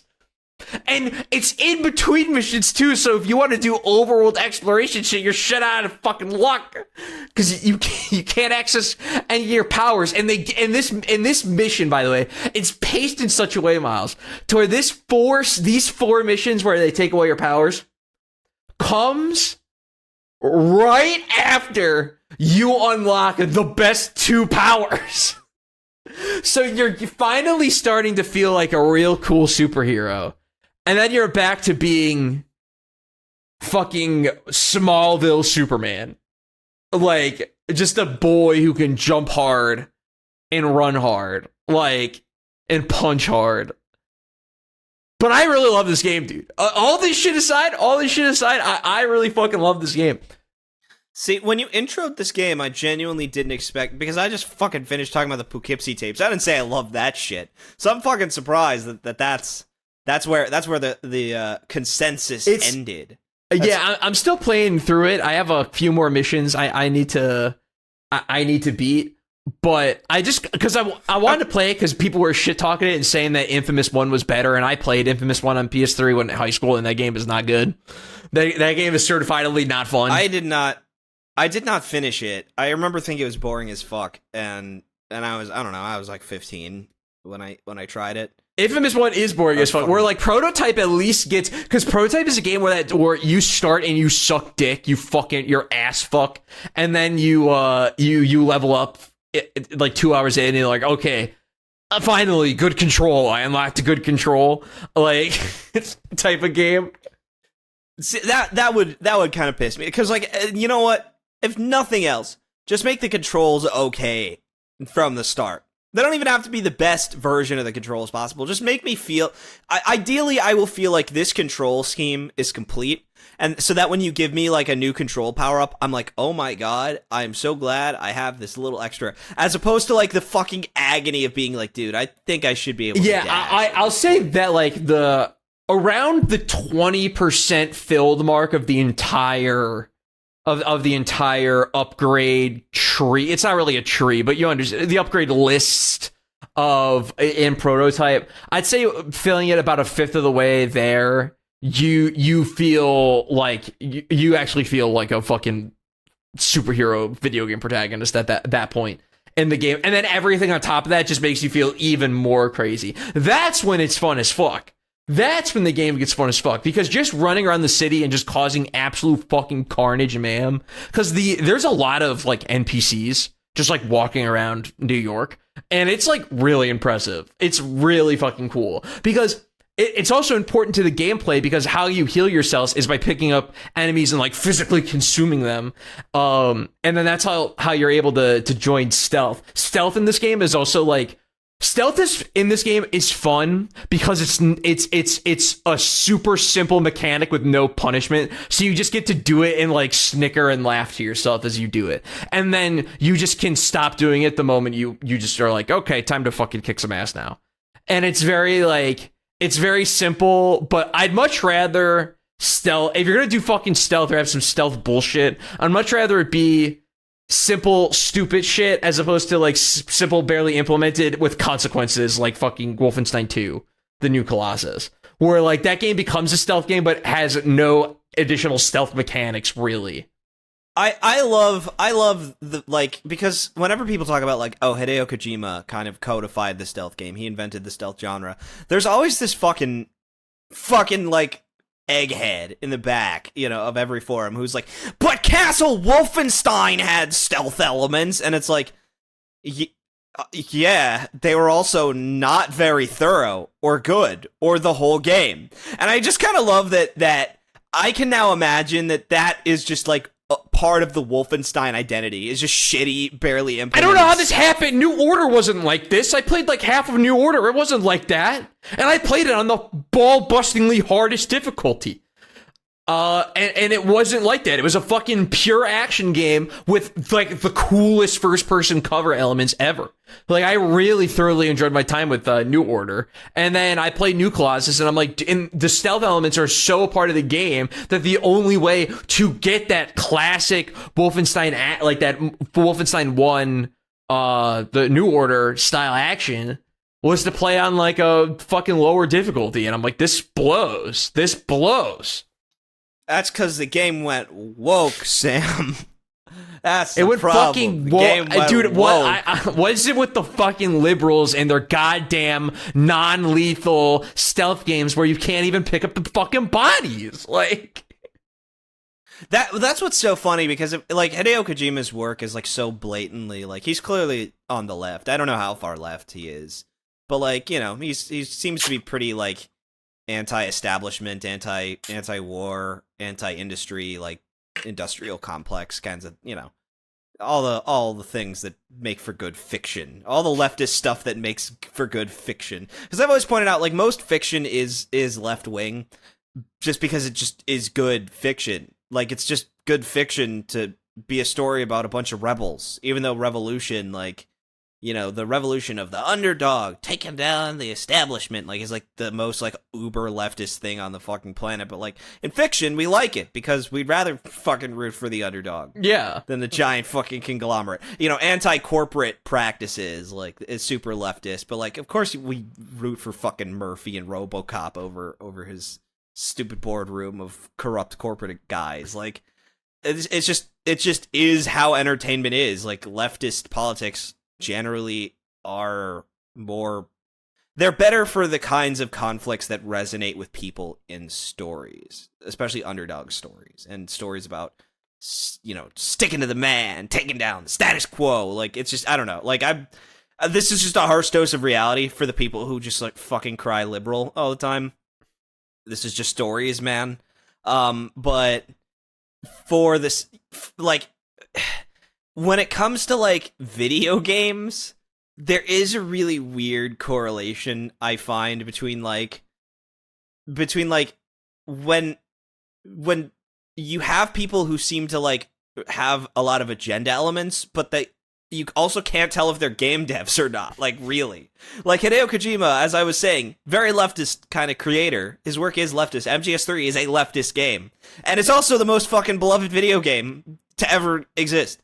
Like, I just one of probably his like most universally like beloved work of art, and it will kind of forever be like a thing that everyone thinks is at the very least good. Like, and it's fucking mega leftist. And Death Stranding is as well. Obviously, that one's a little more controversial, but like, and you know what you can do in MGS3, Sam? You can pick up the bodies and you can hide them.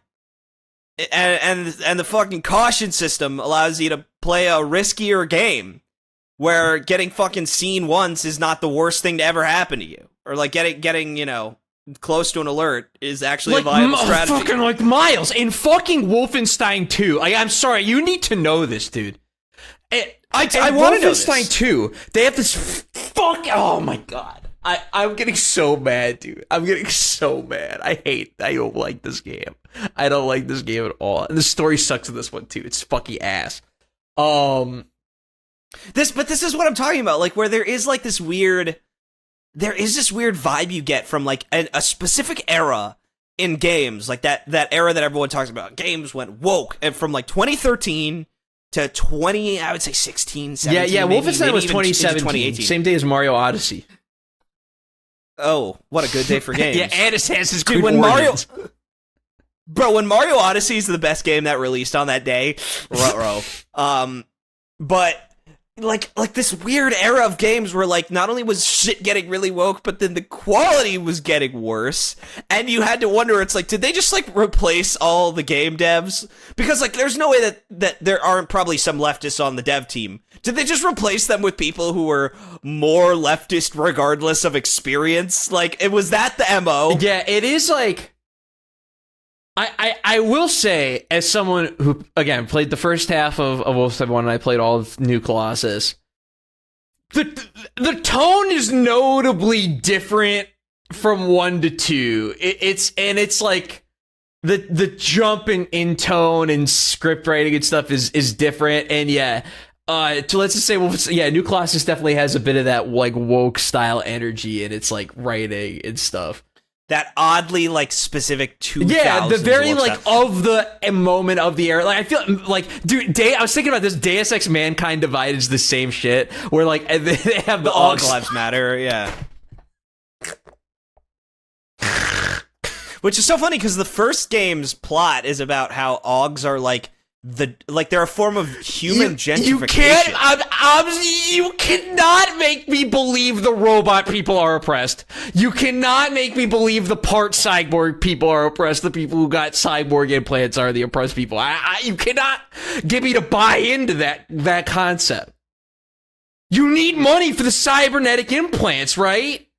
Right? Like, I don't know what happened where we decided to change all of it. Like, what happened because I played Deus Ex Human Revolution. I was under the impression that you needed fucking money for these fucking cybernetic enhancements. That was all part of it. Is like, people were like, shit, this is so expensive. I can't afford this. Like, that was a big part of the fucking game. Yeah. It was the haves and have-nots narrative, and suddenly the haves are oppressed. The haves are the people with the fucking stuff, and they're the ones who are oppressed now. What happened? Like, it would be like if you made a game about how like Jeff Bezos is oppressed, like just like that level of like all the billionaires are being oppressed by the populace. Yeah, and it's just like it's like at that level, it's like so stupid and so forced. Just to like see we're topical, like get it, like we're cool, like the one that bugs me the most is that girl from like Battlefield 1, because I have no issue with with her metal arm. Yeah, but like the fact that she's like an actual amputee, and they're like, it's like, why isn't she at a desk? Like, why didn't she get handed a Purple Heart and a desk job? You know. That's because that's just what would have happened. Like, unless they said it was like a cybernetic augmentation, she was part of an experiment or something. Like, no, she's just a fucking amputee. She probably got fucking injured in the line of fire, and they honorably discharged her, gave her a medal and a desk job. Yeah. And like, it's that's the really specific. Like, there was a clip going around of like, there's gender-neutral bathrooms now, and Pokemon, whatever. There's bathrooms in Pokemon? I don't even know.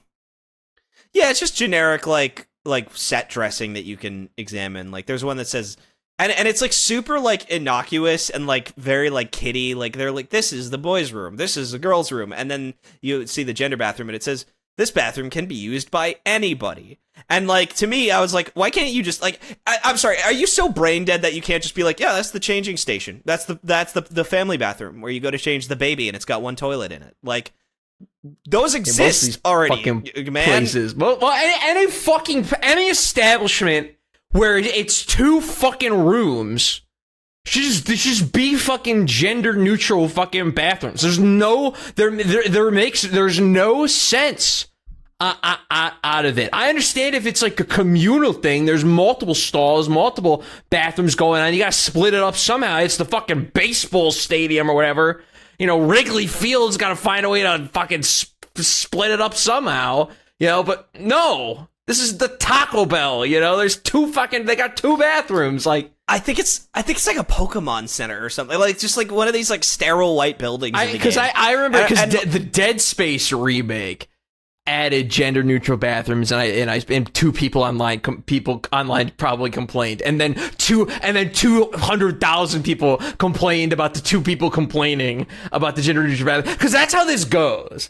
Myles, that's how this goes. Yeah, exactly. A lot of the complaints, it's someone says, a lot of like the complaints where it's like, oh yeah, such and such thing is like so woke. Most of the time, not always, but most of the time, it's when it's something fucking benign. It's like, yeah, one guy fucking said this, and because Twitter propagates things through retweets, you had to fucking see it too. Like, and now you think it's like a big problem. Because I was thinking about this recently with you were talking about the Armored Core subreddit, and like if you sort by controversial, it's just trans pride like decals and people saying the game is really hard.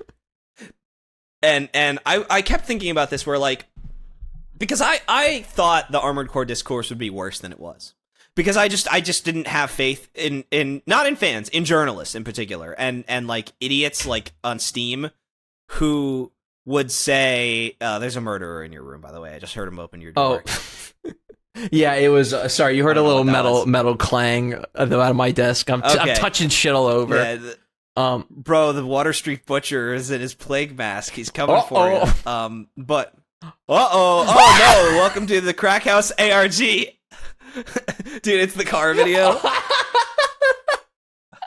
Dude, the Crackhouse ARG begins now. Sam has been kidnapped. You gotta get him back, to bro. A real crack house. You find the ciphers. He's been taken to a real crack house. I actually see. Here's the problem with the ARG. It dies because I'm not in the Discord enough to regulate the game. So maybe I should be the one kidnapped. I'll be the one who gets kidnapped. I have a job now, and you don't. So there you go. I'm back, baby. I'm back. I got work again, baby. But yeah, like I genuinely expected like the Armored Core discourse to be worse than it was. It was pretty. It was pretty. It was pretty like normal. Yeah, it was a bit mongoloidish like 2 days ago, because From Software dropped a patch. The Baltius patch, yeah, which and basically everyone was complaining and bitching and moaning, and then they actually played it and they realized it's fine. It's fine. It's not really a major. Well, it's funny because like certain bosses get patched and like everyone's okay with it. Like this was for Radon also like, got patched too.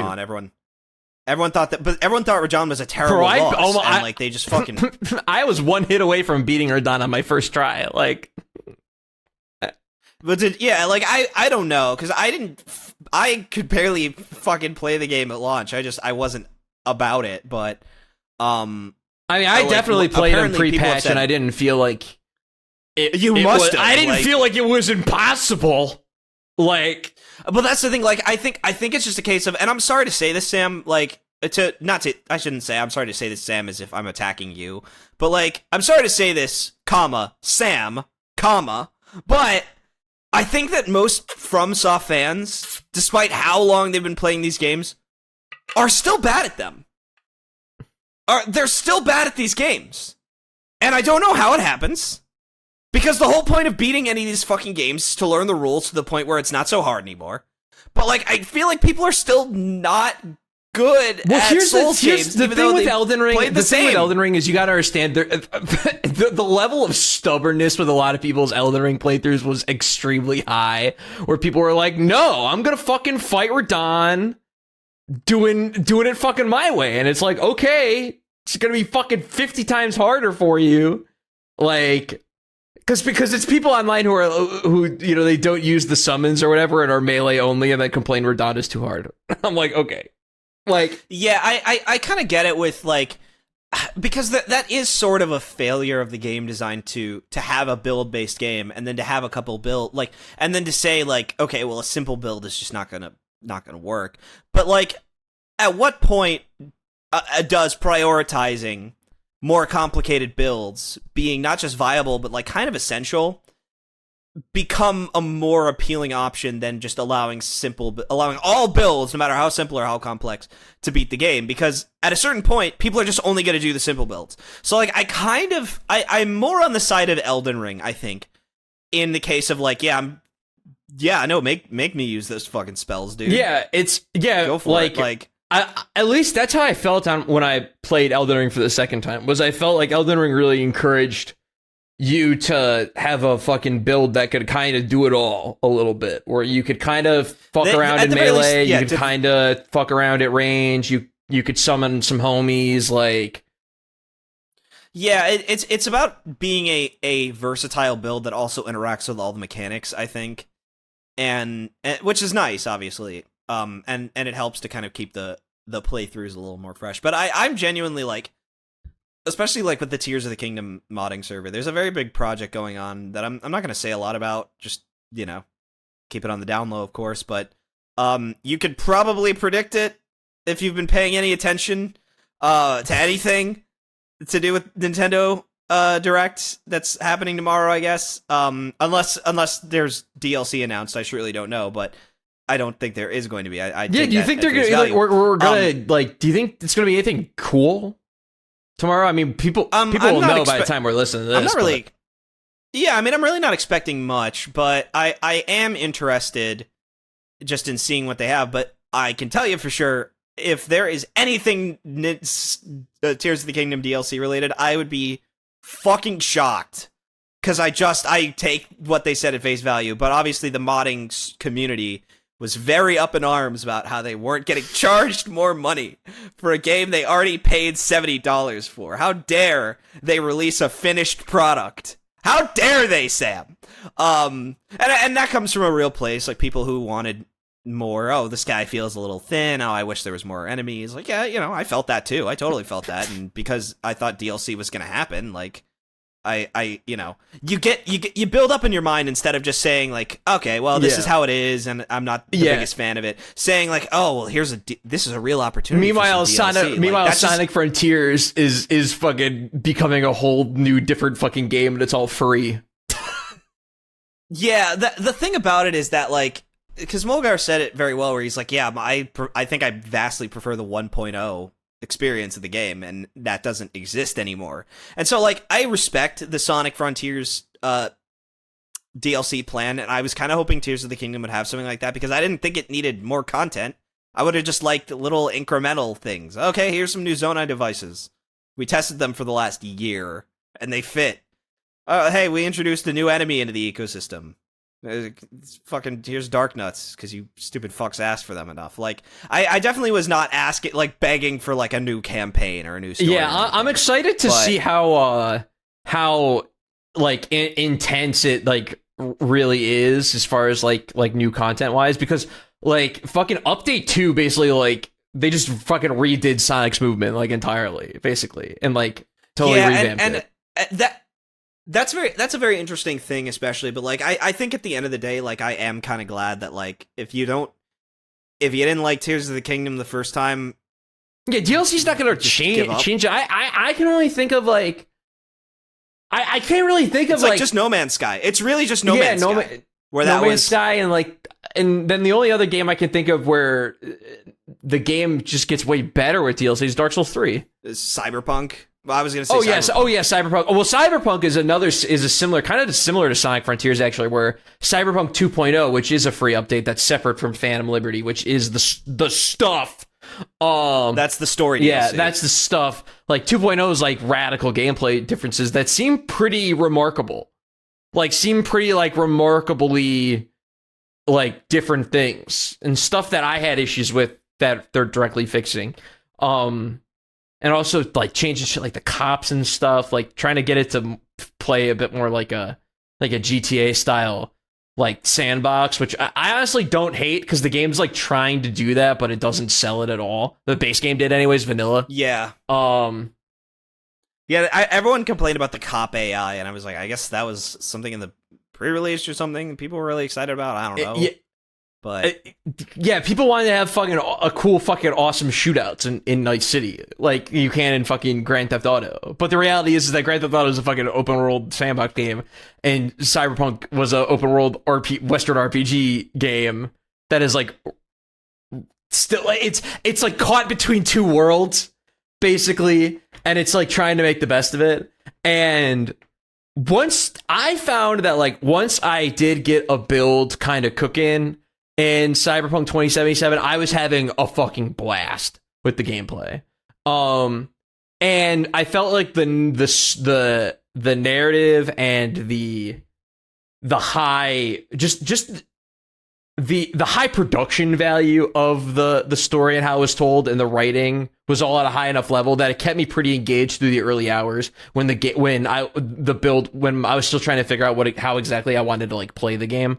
Like, I did feel like the story and the narrative were pretty good at keeping me engaged in the opening like hours of that game. So I'm excited and hopefully the improvements to the skill tree are like substantial or as substantial as they've claimed.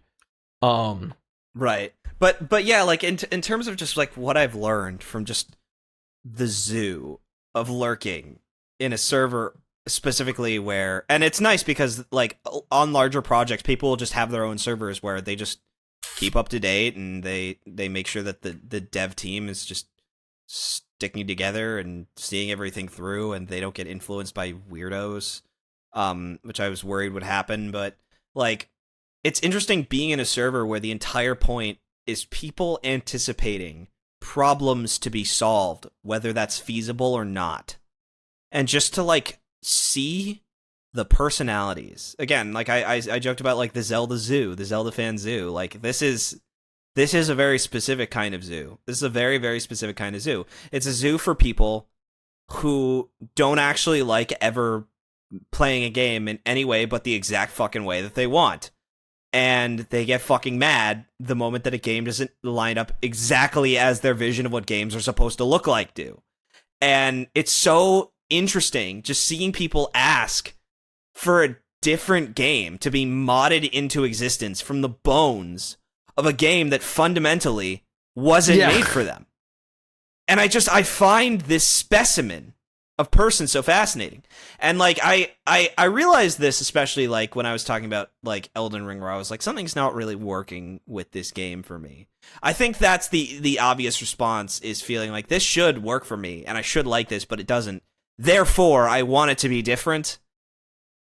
That's fucking lame. I was lame in 2022. I said some lame shit. And now I'm watching from the rafters with my stealth build, they're all screaming Batman's coming as I watch them from the rafters, and I just observe. I just observe them scurrying like dumb little rats, asking for the impossible, and not wanting to learn what it turns out is a pretty easy enough game to mod, actually. Like, to do really ambitious things is not that easy, but like it's really easy to insert new models into the game. It's like shockingly easy.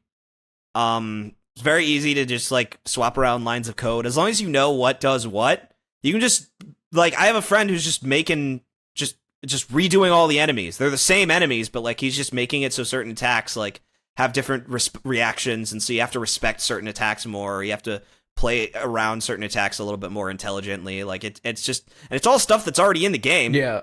It's all stuff that's already in the game. He's just giving it to different enemies or applying it to different moves, and takes like a week for him to do it, to test it, to make sure it works well, and then release it. And it's just nice, and it is what it is, and it's great. Myles, and it turns out it's very easy to do this shit. Before we hit the eject button on this podcast, I need to ask you, in your opinion, based on what you've seen from all of your eyeing from the fuck, god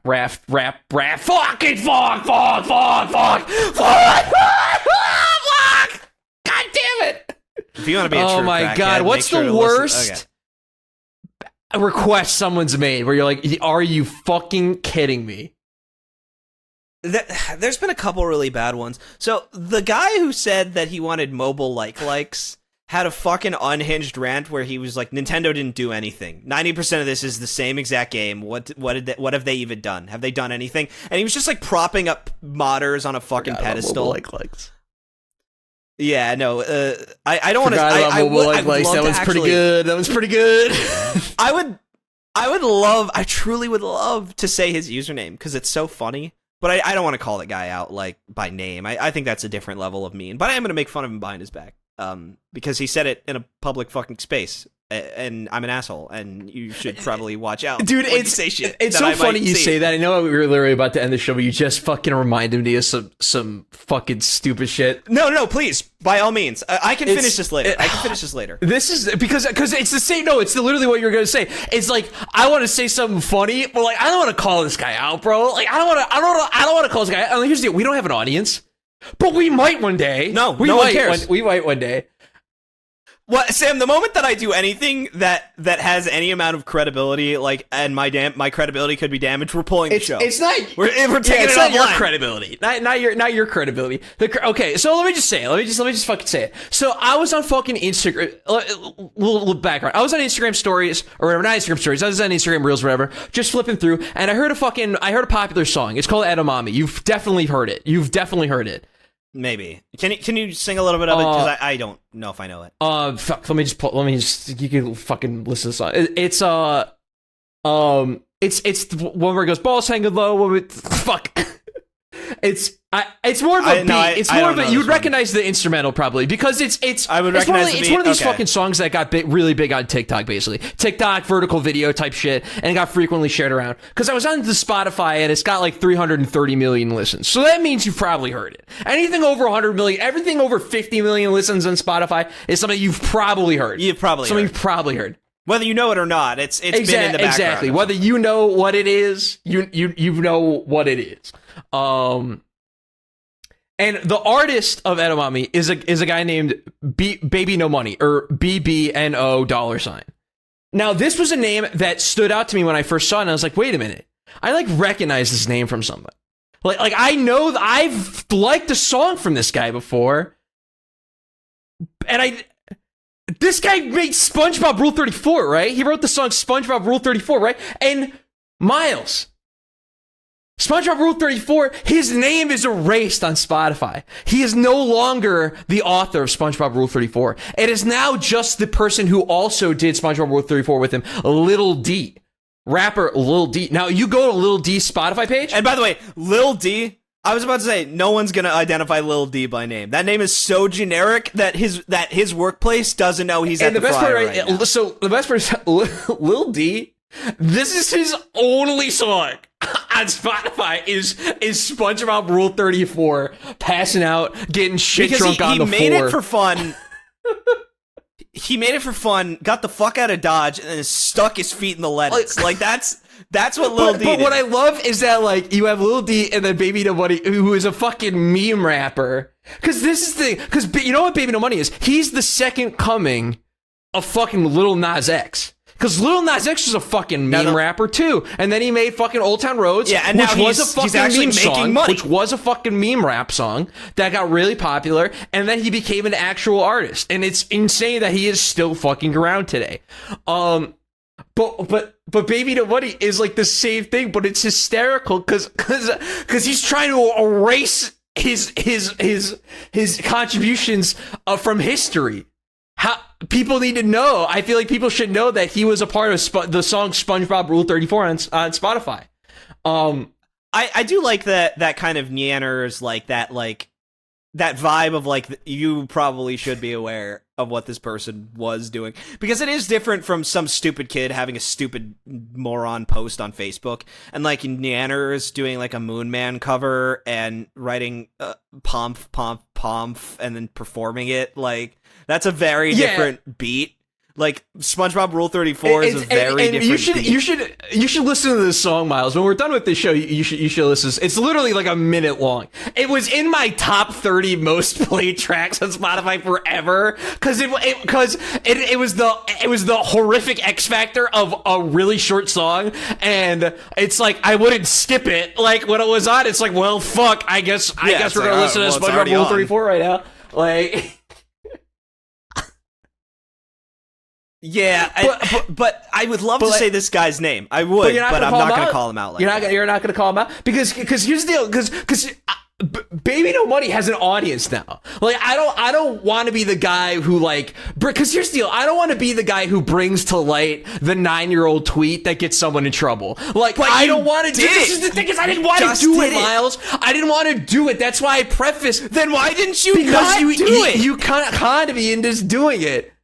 You said, no, I didn't. You said you should do it. I was trying to say you that said I should do it. No, I didn't. No, I said the moment that I have any credibility, you should pull the show. That's what I said. I said you got to save my reputation. I wasn't telling you that. I'm so sorry that you got that from that. I'm really sorry.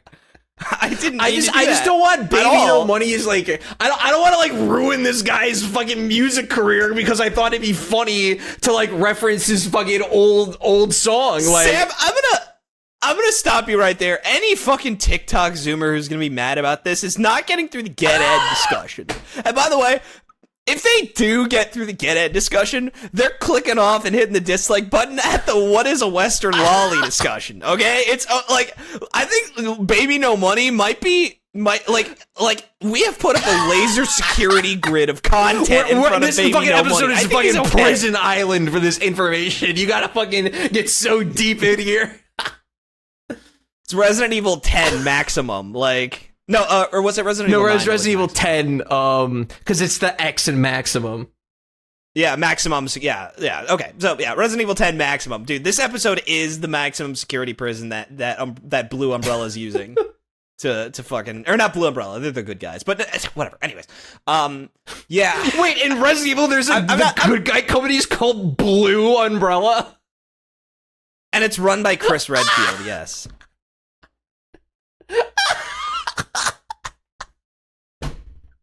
I never said these games have a great lore. That's fucking awesome.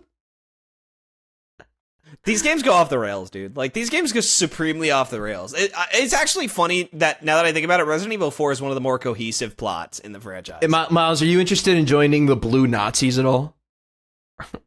or the Blue Axis powers? The Blue Ribbon Army. That delicious blue ribbon brownie. What about the blue ribbon brownie? Yeah, there it is. Dude, Jeff. No, wait, dude, Jeff. Yeah, I can't. Did you watch the video about Russell Hantz that I sent you? Dude, that Russell Hantz is a top 3 most essential. It's like him, Boston Rob, and Sandra are, I think, the top 3 most essential Survivor characters. And Russell Hantz is definitely one of them. And Russell Hantz is especially amazing because I will just let you discover how out of touch he is with the planet, with the world that he lives in. He is such a bastard in real life. He would be Ganondorf. If he could be Ganondorf, he would be Ganondorf. And he's not and it's at that level of smug megalomania where he is only a children's villain character. He's not. I wouldn't say, oh yeah, he would be fucking Comstock from fucking BioShock. But no, he is a children's character. That's such an awesome fucking comparison. That's just such an awesome fucking pull, dude. I think it was the most just politically charged but fictional character villain. Is awesome. Yeah, he's just he's so neutral as a person, just such a generic bland personality. Whereas this guy is a Captain Planet villain, just so over the top and so self-deluded. He is fucking Megatron. But yeah, so I'm not gonna call this fucking guy out by name, even though I want to, because he's got a good name and it's very funny. But yeah, he was just saying, he was just fucking gassing up modders about how important they are, and all the modders called him a fucking moron for just fucking dunking on how little Nintendo did for the game, how they didn't do anything. And he just started immediately, the moment everyone started fucking taking a shit on him, he started being I'm just very glad that we have such talented, brilliant modders who will be able to make, and I'm just oh my fucking god, you are such a fucking ass licker, dude. Just shut up. And I just kept bringing up points yeah, of course we can do a hard mode that's really intense. we don't have anyone to answer to. We're making games for people in their 20s and 30s. Like, whereas, like, Tears of the Kingdom, Breath of the Wild, I don't know about Tears of the Kingdom, had apparently players in their 70s. Like, you and I, Sam, are such a small window of the kinds of people who would play this game. We are the kinds of people who want the super hard Zelda DLC. Of course we're gonna make that, because that's what we want, and it's what we can make to our interests, and we can get away with it because we don't have to answer to anyone. Exactly. And I was like trying to really like just explain, like, the reason that you're probably gonna get the mods that you want is because you're a fucking 21-year-old who has one idea about what video games are. You made a video titled "How Innovative Was Mario 64?" Not that much. Like that kind of brain, that kind of brain. Where they just have this idea of games that is their platonic ideal of games, and anything that is not that game is unacceptable. And he just started like ass licking everyone about their mods, how great fucking modding is. And meanwhile, I went to the fucking modding front page, and it's like half of its requests that are impossible. Like I would have to go back to it, but like there was one. This guy has done like concept art, and it's incredibly good concept art, like just professional standard, excellent concept art. For one of them is feasible, one of them is like, so I'm like, you can't expect anyone to be able to do this. He wanted there to be bokoblins who mount peblets, which are the little like talus type enemies, and I was like, you can't, I don't think this is doable. I mean, it might be doable if we use the coding from the ones who ride horses and bears, but like I don't know if we can make them ride a pebblet. I think if Link can't ride the animal, the bokoblin also cannot ride the animal. I would imagine that that's the case. But he drew a fucking concept art for it, and it's incredible, and it makes me want it. And I don't want to break this guy's heart and be like, dude, I don't think we can do this. I'm gonna let someone else do it, someone who can say it definitively, because I'm not 100% sure. But so of course this guy's fucking ass licking while everyone's fucking dunking his head in the water, fucking trying to drown him in the bathtub for just being a stupid idiot, and being like the most like Reddit tier like Zelda dungeon Twilight Princess was better fucking poster. And I go to his page, and of course he's the mobile likes guy. And I was just like, oh, it all makes so much sense. It all makes so much sense. He doesn't understand what we actually do. It's so joyous realizing it's the same guy. It's the same guy. Isn't it? Like, that's the best part of the story. And I sent Sam a picture of like the mod front page, and it's like, it's all these stupid ass requests, and then like a bunch of trans specific ones, which I also talked about. Yeah, here it is. Yeah, so bring back the glitches. Someone said, can you bring back the glitches? And I don't know which glitches he's referring to, because the body just says, bring back the glitches, ... That's the request. Sure, bud. What's with the... I love the ellipses. Like, why are you playing coy about it, brother? Like, you can tell me, like... Yeah, which glitches do you want, bro? There's a couple. So this one is subtly great. It's U-Block and Railing in Terrytown. And so the U-Block and the Railing are two like very kind of like deep, like late game parts that you can find that are like really good for builds. The U-Block is literally indestructible. So it's like one of the best builds to like, if you want Link to be safe, you put a U-Block in front of him. It never despawns, it never breaks, but it's only accessible in like a late game dungeon. And they're all late game dungeons. it's earlier late game dungeons, but it's usually one of the like the last dungeons that people do just due to its difficulty. And then there's also a Railing in that same dungeon. So like both of these are like really like kind of advanced building parts. But so he just put them in a location on the map that's commonly associated with building things, and it's like a really subtle, really easy mod that, in my opinion, kind of is in the spirit of the game. Like, just with these two parts now being accessible, like, you can do so much earlier in the game. But, like, literally, all he did was swap two objects with another object. So, again, this is the level we're operating at, right? Yeah, top surgery scars, brackets, spoilers. I don't know what's a spoiler about the top surgery scars. Did you add, like, a trans subplot to the game? Does Link slowly get, like revealed to be transgender throughout the game, and the top surgery scars are a very subtle element that players are supposed to. It's like Zeke from fucking has Survivor. Has anyone modded in the that like women's outfit from Breath of the Wild, the Gerudo fit? No, people are doing other. Yeah, no, they're the most like hands-on and like in-depth animation model mod is called Femboy Link, and I don't need to say anything more. It's literally just makes his animations more femboyish. And this fucking guy expects us to save the video game. Yeah. Someone just removed the background to the inventory screen, so it doesn't show like a translucent an opaque version of the background that you're in. Twilight Princess full OST overhaul. That's a relatively easy one to do. Like it's just you look at the mod page and you're just like, none of us are fixing this fucking game for you. If you don't already like this game, none of us are doing that for you. We can't. We don't know how. But if you want to fix this podcast, you can do it by giving suggestions in the Discord. I think we were sent talk about we were sent a couple of questions in the Discord thread. We'll get to them next. We'll get to them next week. Do you want to do those? I'm tired. Okay. You're tapped out. Fair enough. Oh man.